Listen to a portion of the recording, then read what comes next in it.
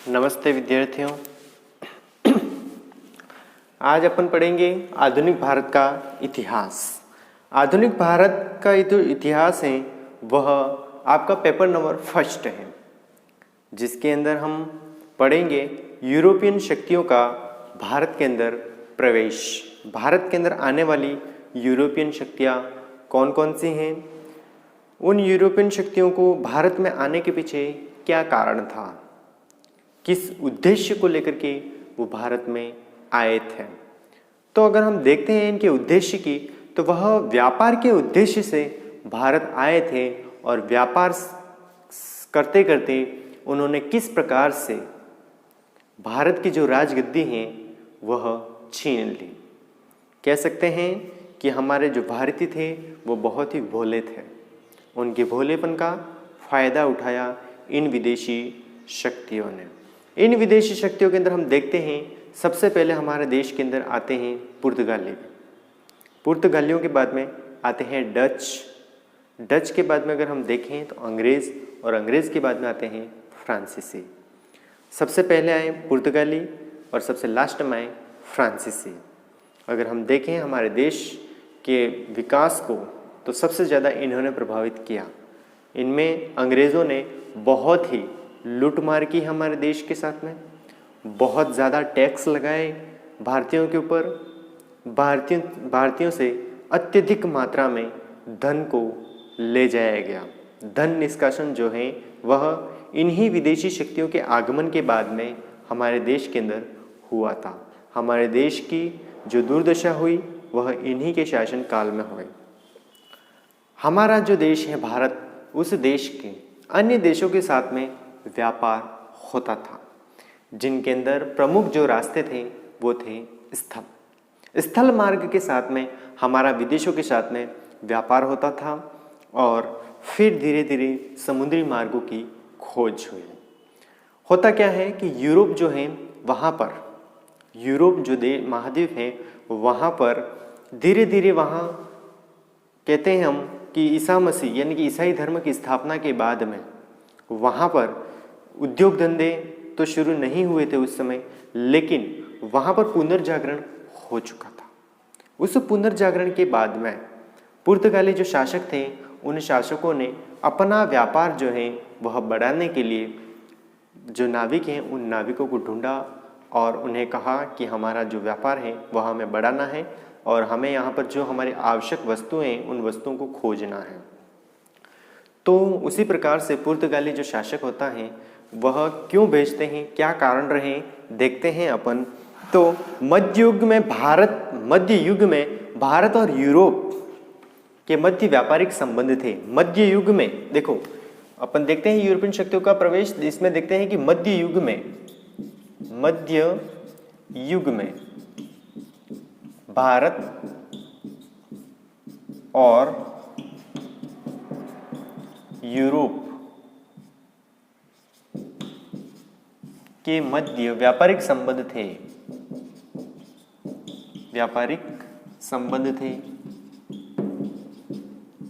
व्यापारिक री छोटी आएगी, व्यापारिक संबंध थे। ठीक है। अब ये जो व्यापारिक संबंध थे, वह व्यापारिक संबंध स्थल जो व्यापार होता था वह स्थल और जल मार्ग दोनों से होता था। कौन कौन से मार्गों से होता था? व्यापार स्थल और जल मार्ग से होता था। स्थल और जल मार्ग से होता था। किसका व्यापार? भारत का और यूरोप का जो व्यापार होता था वह कैसे होता था? स्थल और जल मार्गों से होता था। जब ये व्यापार होता था तो इस्लाम के उदय के बाद में, इस्लाम का जब उदय होता है, इस्लाम यानी कि जो मुस्लिम धर्म है उसका उदय होता है 622 ईस्वी में। मोहम्मद पैगंबर साहब के द्वारा इस्लाम धर्म की स्थापना की जाती है। किसके द्वारा? इस्लाम का उदय कब होता है? इस्लाम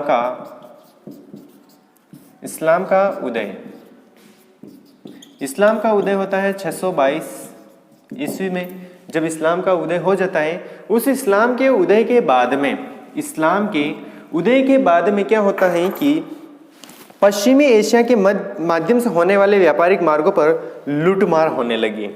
इस्लाम के उदय के बाद में पश्चिमी एशिया के जो मार्ग हैं, पश्चिमी एशियाओं के जो जल मार्ग हैं और जो मार्ग हैं, वहाँ पर जो व्यापार होता था तो वहाँ पर भारी लूटमार होने लगी। यानी कि पश्चिमी एशियाई मार्गों पर पश्चिमी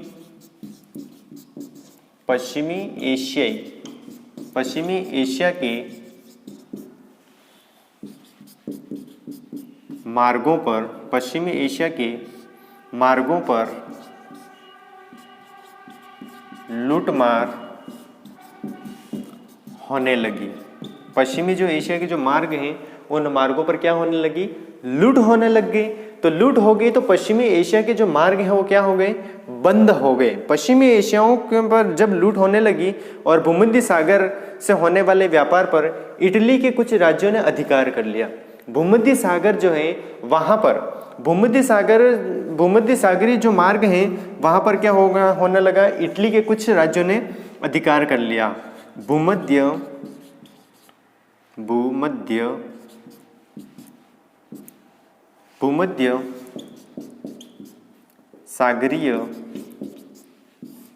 सागरीय मार्गों पर इटली,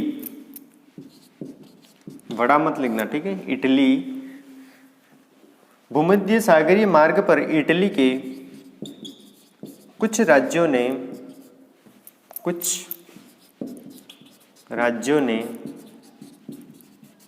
अधिकार कर लिया। अब कुछ राज्यों ने क्या कर लिया? अधिकार कर लिया। अब अधिकार कर लिया।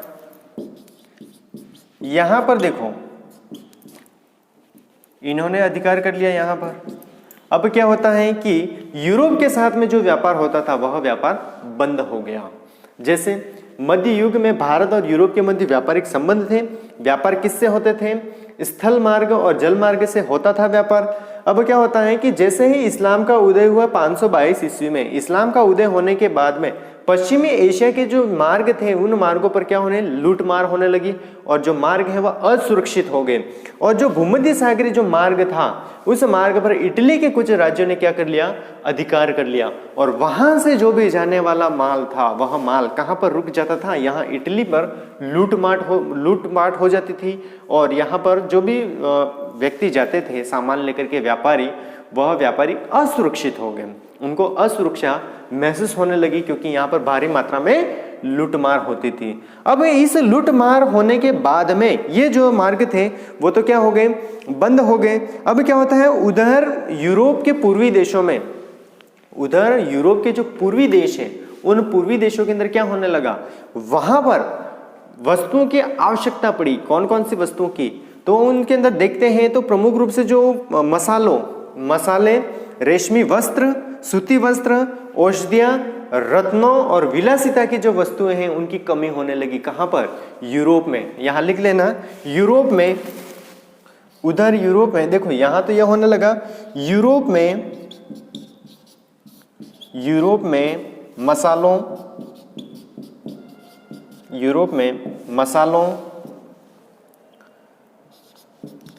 रेशमी व सूती वस्त्रों,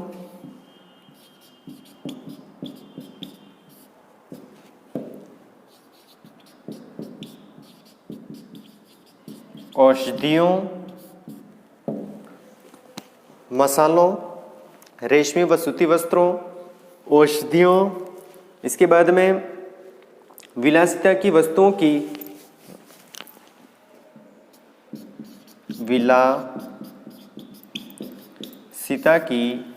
विलासिता की वस्तुओं की मांग बढ़ने लगी। कहां पर? यूरोप में। यूरोप में किसकी मांग बढ़ने लगी? देखो, ये दोनों रास्ते तो बंद हो गए। जल मार्ग का रास्ता भी बंद हो गया और स्थल मार्ग का रास्ता भी बंद हो जाता है। फिर क्या होता है कि यूरोप के अंदर जो माल था वो पहुंच नहीं रहा था। दोनों रास्ते बंद होने के कारण यूरोप में मसालों, रेशमी व सूती वस्त्रों, औषधियों, विलासिताओं की वस्तुओं की, यहाँ की लगा देना, विलासिता की वस्तुओं की मांग बढ़ने लगी।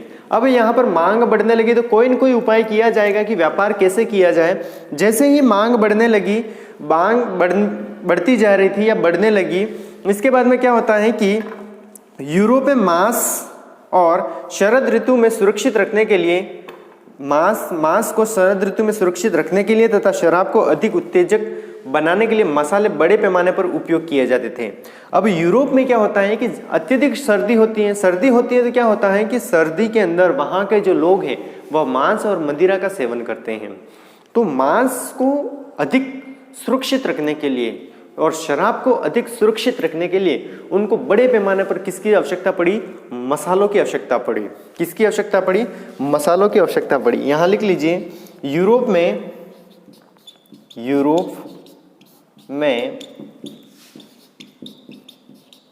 शरद ऋतु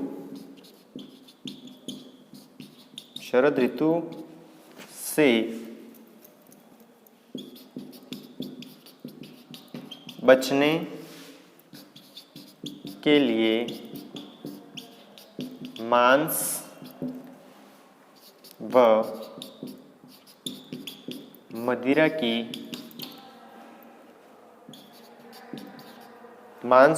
को, देखो, यूरोप में शरद ऋतु से बचने के लिए मांस और मदिरा की आवश्यकता थी तथा इनको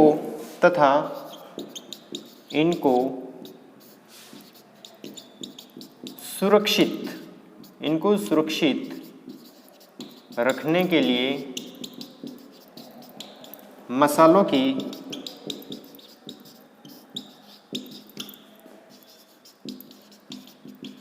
आवश्यकता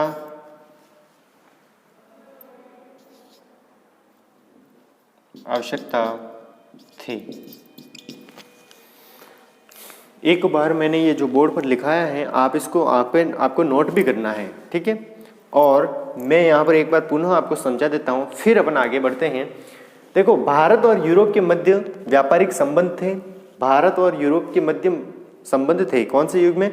मध्य युग में। व्यापार इनके मध्य होता था और वह जो व्यापार होता था वह स्थल और जल दोनों मार्गों से होता था। जब इस्लाम का क्या हुआ? उदय हुआ 622 ईस्वी में। इसके बाद में क्या हुआ? पश्चिमी एशिया के मार्गों पर लूटमार होने लग गई। और ये तो कौन सा था? स्थल मार्ग था। जहां पर पश्चिमी एशिया में स्थल मार्ग पर लूटमार होने लगी और रास्ता असुरक्षित हो गया। इसके बाद में क्या होता है कि भूमध्य सागरीय जो मार्ग था वहां पर इटली के कुछ राज्यों ने अपना अधिकार कर लिया, यानी कि जल मार्ग का जो रास्ता था वह भी क्या हो गया? बंद हो गया। ये रास्ते दोनों बंद होने के बाद में क्या होता है कि यूरोप में किसकी मांग बढ़ती जा रही थी? तो यूरोप के अंदर मांग बढ़ती जा रही थी, वो थी मसालों, रेशमी वस्त्रों, सूती वस्त्रों, औषधियों और विलासिता की वस्तुओं की मांग बढ़ती जा रही थी या बढ़ने लग गई। अब यहाँ पर मांग बढ़ने लगी और फिर क्या होता है कि यूरोप के अंदर अत्यधिक सर्दी होती है, तो शरद ऋतु से बचने के लिए मांस और मदिरा की आवश्यकता होती है। वहां पर जब इनकी आवश्यकता होती है और मांस और मदिरा को अत्यधिक दिनों तक, ज्यादा दिनों तक सुरक्षित कैसे रखा जा सकता है? तो ज्यादा दिनों तक सुरक्षित रखने के लिए मसालों की आवश्यकता पड़ती है। तो यूरोप के अंदर मसालों की आवश्यकता उत्पन्न हो गई। अब इन बढ़ती मांगों को पूरा करने के लिए यूरोप के निवासियों ने अपने राजा पर दबाव डाला कि राजा को कहा कि महाराज कुछ उपाय कीजिए, अन्यथा इन वस्तुओं के बिना हम कैसे जीवन यापन करेंगे। तो महाराज, वहाँ के जो शासक हैं, उनके द्वारा अलग अलग जगह पर यात्रियों को भेजा जाता है और नए नए स्थलों की खोज की जाती है, नए नए मार्गों की खोज की जाती है। और इसी खोज के पूरा करने के लिए यूरोप का, यानी कि पुर्तगाल जो है, वहाँ से एक व्यक्ति को भेजा जाता है। वह लगभग बहुत सारे अपने साथियों के साथ में आता है, जिसका नाम था वास्को डिगामा। ये जो वास्को डिगामा है, वह वास्को डिगामा निकलता है समुद्री मार्ग से और ये सीधा जो अफ्रीका महाद्वीप है उसको पार करते हुए सीधा पहुंच जाता है कहाँ पर? भारत। और भारत के कर्नाटक जो क्षेत्र राज्य है वहां पर पहुंच जाता है और वहां पर एक बंदरगाह है जिसका नाम है कालीकट बंदरगाह। इस कालीकट बंदरगाह पर जाकर के उसका जहाज टकराता है। उस समय कालीकट का जो शासक था जो कालीकट बंदरगाह है वह जिसके अधीन था, उस शासक का नाम था जमोरियन। जमोरियन को जब ये सूचना मिलती है कि कोई व्यक्ति आया है जहाज लेकर के और अपने बंदरगाह पर आकर के खड़ा है, तो ये जो जमोरियन है वह उसका स्वागत करता है, उसको फूल हार पहनाता है और उसको अपने दरबार में ले जाकर के बिठाता है। और फिर उस वास्को डी गामा ने कहा कि मैं भारत आया। उसको पता नहीं था ये कौन सा क्षेत्र है, वो तो जा रहा था अमेरिका, लेकिन वो गलती से कहाँ पर पहुंच गया, भारत पहुंच जाता है। भारत आता है और भारत आने के बाद में उसने जमोरियन से रिक्वेस्ट की कि मैं व्यापार करने के लिए यहाँ पर आया हूँ। क्या करने के लिए आया हूँ? व्यापार करने के लिए आया हूँ और बदले में मुझे चाहिए मसाला। क्या चाहिए? मसाले चाहिए। तो जमोरियन ने उसका स्वागत किया और उसे व्यापार करने की अनुमति दी। तो व्यापार करने की अनुमति दी तो जब जो वास्को डी गामा है वो वापस जाता है तो अपने साथ में जहाज भर करके यहाँ से मसाले ले जाता है और उन मसालों को पुर्तगाल ले जा करके 60 गुना अधिक दामों में बेचता है। अगर समझने के लिए अगर हम कहें तो हमारे देश से वो 1000 का मसाला ले गया और यूरोप में ले जा करके 60,000 में बेच दिया। उदाहरण के तौर पर मैं बता रहा हूँ, यानी कि 60 गुना अधिक की कीमत पर उसने मसाले बेचे थे। कहाँ पर? यूरोप में। जब ये बात यूरोप के शासकों को पता चली और यूरोप के जो व्यापारी हैं उनको व्यापारियों को पता चली कि भारत के अंदर तो क्या है, बहुत सारे मसाले हैं, तो क्यों नहीं हम कहाँ पर चले जाएं? भारत चले जाएं। जब ये लोग भारत आते हैं तो उनको पता चलता है कि भारत के अंदर तो मसाले हैं ही सही, लेकिन भारत के जो दक्षिणी क्षेत्र हैं वहाँ पर भी मसाले, जिसके अंदर जावा, सुमात्रा, इंडोनेशिया, ये जो क्षेत्र हैं यहाँ पर भी क्या थे? मसाले थे।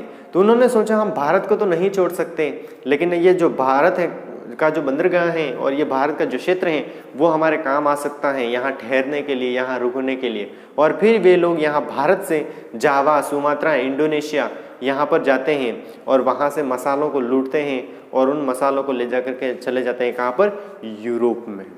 तो भारत आने वाली पहली विदेशी कंपनी कौन सी थी? पुर्तगाली। भारत आने वाले पहले विदेशी कौन थे, यानी कि यूरोपियन कौन थे? तो पुर्तगाली थे। पुर्तगालियों से आने वाला व्यक्ति कौन था पहला भारत के अंदर आने वाला? Vasco D gamma. भारत की खोज किसने की थी? ये गलत प्रश्न है। कभी भी आपको पूछे कि भारत की खोज किसने की थी, तो वास्को डी गामा ने, ये गलत है। भारत आने वाले समुद्री मार्ग की खोज किसने की थी? तो कहना कि वास्को डी गामा ने की थी। कब की थी? 1498 में की थी। किसने? वास्को डी गामा ने भारत आने वाले समुद्री मार्ग की खोज की थी। प्यारे विद्यार्थियों, आप इसे एक बार नोट कर लीजिए ताकि मैं आपको अच्छे से और समझा दूं।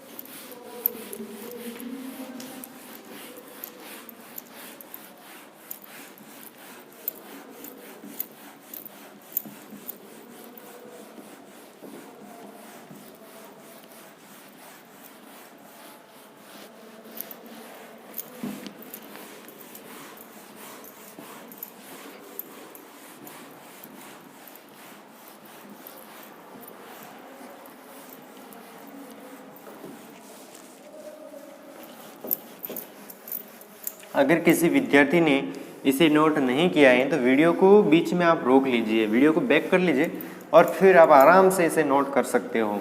क्योंकि देखो, वीडियो देखना अच्छी बात है, वीडियो देखिए, लेकिन क्या होता है कि जब हम इसका रिवीजन करते हैं उस समय अगर हमारे पास में लिखे हुए नोट्स हों तो हमें बहुत ही कम समय लगता है। अब मेरे द्वारा जो भी पढ़ाया गया है यहाँ पर, अगर उसके आपके पास में नोट्स हैं तो आप एक 5 मिनट के अंदर उसका पूरा सारांश अध्ययन कर लोगे। इसलिए हमारे पास में नोट्स होने बहुत ही ज़रूरी हैं।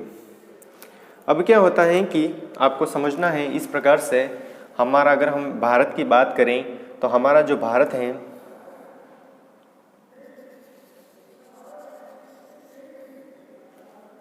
मैं थोड़ा नीचे से ही बनाता हूँ इस मैप को तो अच्छा रहेगा। अगर समझने के लिए आपको समझना है कि ये क्या है, हमारा देश है, क्या है, हमारा देश है, कौन सा, इंडिया, ठीक है, ये तो हो गया हमारा देश। अब अपन बात करते हैं कि यूरोप जो महाद्वीप है वो यूरोप महाद्वीप कहाँ पर स्थित है, यहाँ पर यूरोप महाद्वीप स्थित है। और यहाँ अगर हम बात करें तो ये पूरा जो क्षेत्र है वह कौन सा महाद्वीप है, अफ्रीका महाद्वीप है। ये पूरा कौन सा क्षेत्र है, यूरोप महाद्वीप का क्षेत्र है, और ये कौन सा है, अफ्रीका। समझने के लिए, ठीक है, ये ना तो यहाँ पर कोई अफ्रीका है ना ही यहाँ पर इंडिया है, लेकिन इसको सिर्फ समझने के लिए हमने देख लिया कि ये क्या है, यूरोप। पहले क्या होता था कि यहाँ से यहाँ के बीच में इनके व्यापार होते थे, ये व्यापारिक मार्ग है।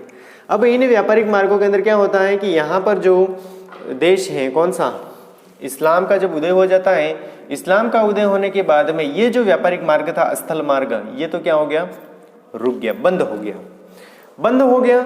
बंद होने के बाद में क्या होता है कि ये जो यूरोपियन जो व्यक्ति होते हैं वह समुद्री मार्ग से, यानी कि यहाँ पर समुद्र जो बंगाल के भूमध्य सागर है वहाँ से आते हैं। तो यहाँ पर जब ये इस मार्ग से आते हैं, जलीय मार्ग से, जब यूँ घूम करके बीच में से, तो यहाँ आने के बाद में जो इटली के जो लोग होते हैं या इटली के कुछ राज्य हैं, इन राज्यों ने क्या कर लिया, यहाँ पर अधिकार कर लिया।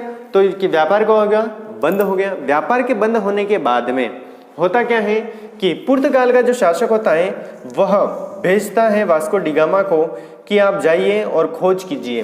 ये महाशय जा रहे थे इस प्रकार से, यहाँ पर अमेरिका है, कौन सा, अमेरिका, और यहाँ पर समझने लगे उत्तरी अमेरिका। पूरा हमारे पास में बोर्ड इतना उपलब्ध नहीं है, मैप नहीं है, तो हम समझते हैं कि ये महाशय को जाना था कहाँ पर, यहाँ अमेरिका में।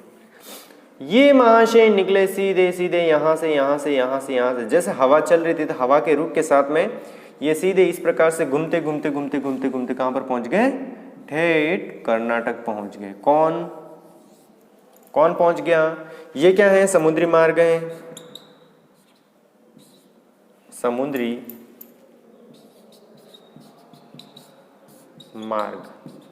समुद्री मार्ग से कौन पहुंचा, वास्को डी गामा। कौन पहुंचा, वास्को डी गामा। कौन से मार्ग से, समुद्री मार्ग से। कहाँ पर पहुंचा, यहाँ पर है कालीकट बंदरगाह। कौन सा बंदरगाह, कालीकट बंदरगाह।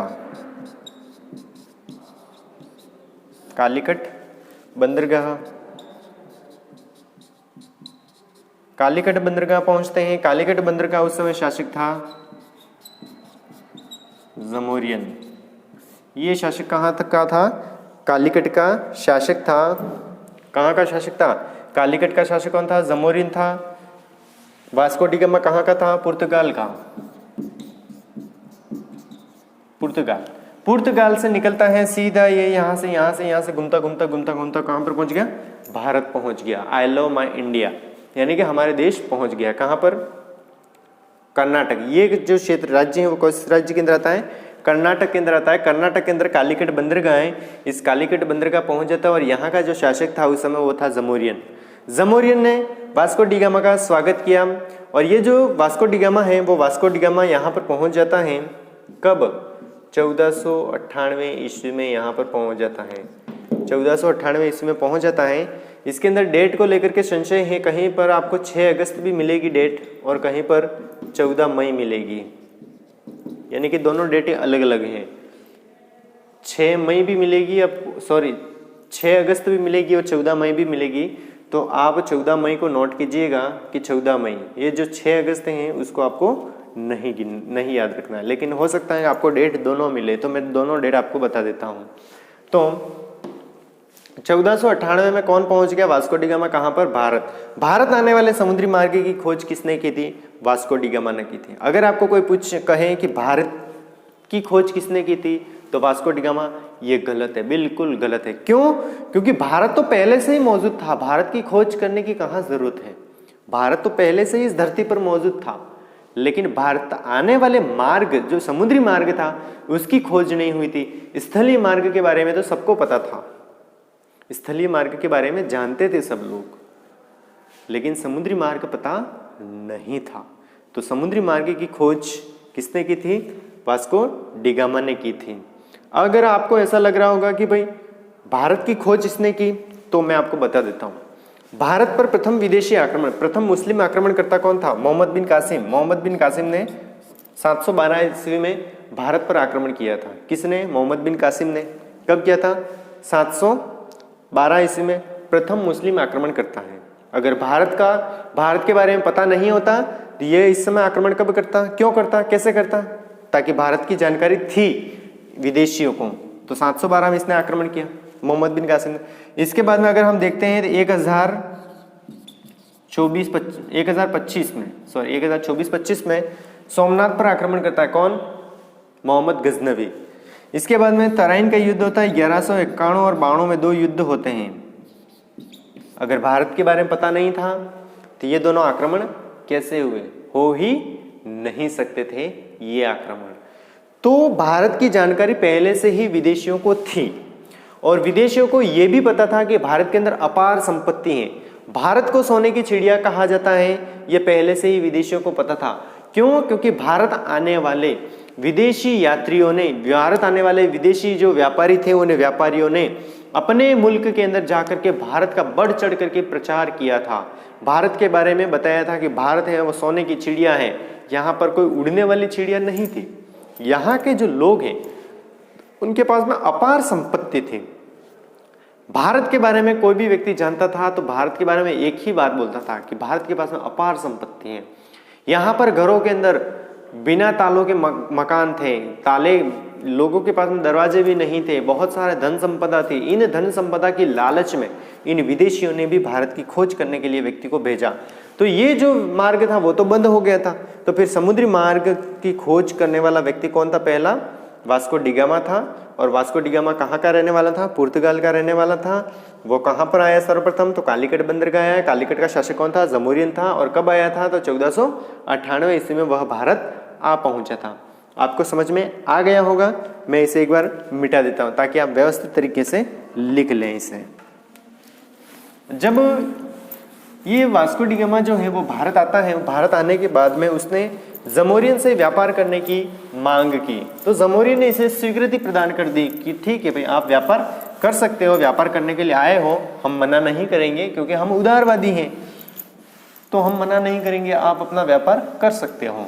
तो जब वह व्यापार करता है यहाँ से, तो यहाँ के व्यापार करने के बाद में अपना सामान बेच देता है और यहाँ से जो मसाले थे उन मसालों को अपने देश यूरोप ले जाता है, पुर्तगाल ले जाता है। जब पुर्तगाल में ले जाता है तो वह 60 गुना अधिक दामों में यहाँ से ले जाए गए जो मसाले थे उन मसालों को वहाँ पर ले जा करके बेच देता है। तो उसको बहुत ही मुनाफा हुआ, बहुत ज़्यादा। तो इसके बाद में वहाँ के जो व्यापारी थे उनको, यानी कि वहाँ के जो लोग थे, उनको भारत आने की होड़ लग गई एक तरीके से। उन्होंने सोचा कि क्यों नहीं अपन भी भारत जाएं और भारत में जाकर के व्यापार करें और मसालों को खरीदें। इसलिए उसके बाद में बहुत सारे व्यक्ति भारत आए थे पुर्तगाल से। तो आप नोट कर लीजिएगा, 15वीं शताब्दी के अंतिम दशक में, 15वीं शताब्दी के अंतिम दशक में, 15वीं शताब्दी के अंत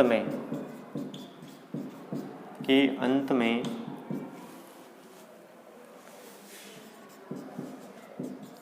वास्को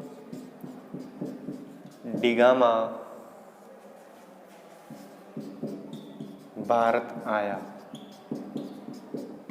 कौन आया? Vasco da Gama.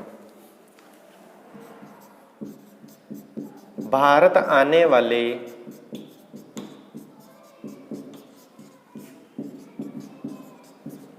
समुद्री मार्ग की सर्वप्रथम खोज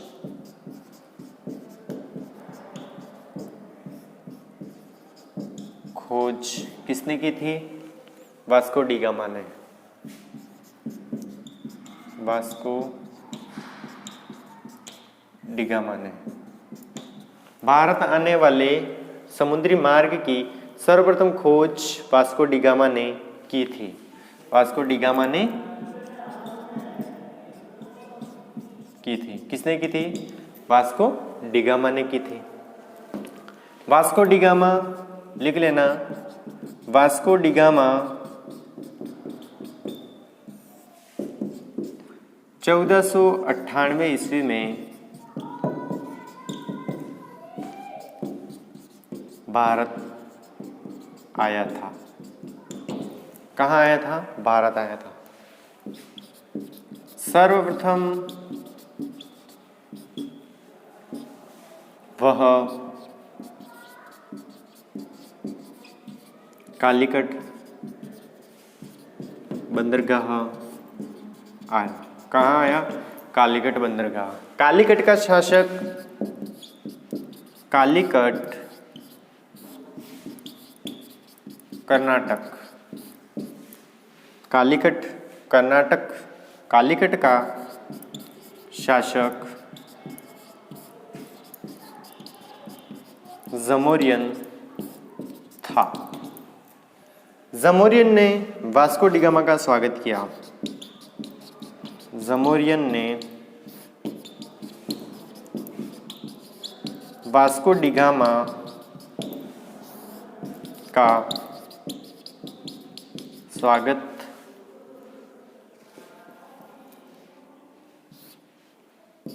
स्वागत किया। अतिथि देवो भव की नीति हमारे देश अपनाता है और इसी देश के तहत इन्होंने वास्को डी गामा का स्वागत किया। जमोरियन ने व्यापार करने की अनुमति प्रदान की। D gamma, Vasco D gamma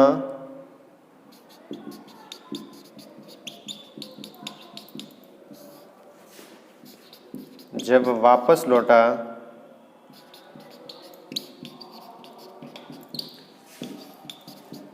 लौटा तो मसालों का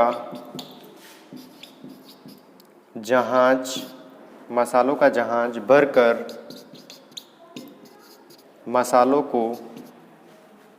मसालों को जहाज में भरकर ले गया।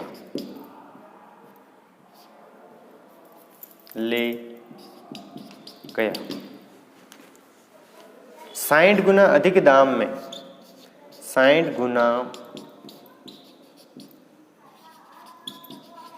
अधिक दाम में मसाले बेचे। कहाँ पर? पुर्तगाल में। भारत आने वाला प्रथम पुर्तगाली व्यक्ति कौन था? Vasco D gamma. भारत आने वाला प्रथम पुर्तगाली व्यक्ति कौन था? वास्को डी गामा था। नोट कर लीजिए आप इसे।